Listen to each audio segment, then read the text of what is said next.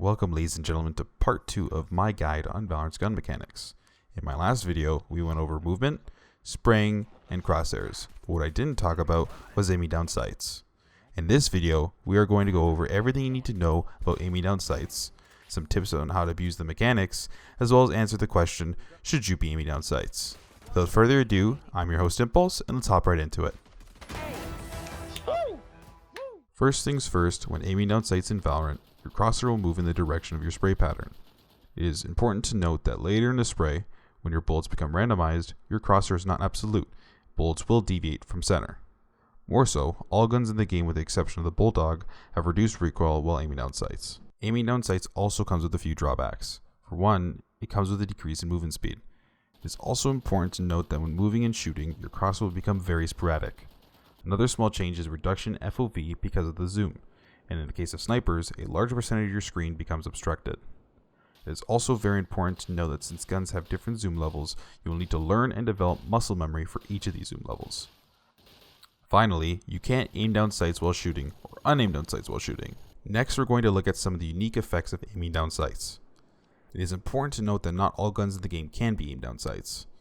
Some guns like the Vandal have reduced rate of fire when aiming, while other guns like the Bulldog and the Stinger turn into burst weapons. The Odin is unique because when it is aimed down sights, it starts with its highest rate of fire, instead of slowly growing it over time.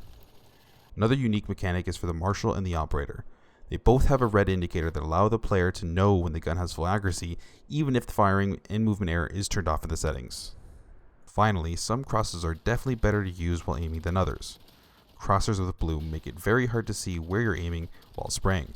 This is why I would recommend a static or mixed crosshair if you intend to aim down sights frequently. Look forward to a crosshair guide I will release in the coming weeks for more info on how to set up these crosshairs. Now to answer the question, should you aim down sights? Well, yes. Aiming down sights is a core mechanic in Valorant and absolutely should be used.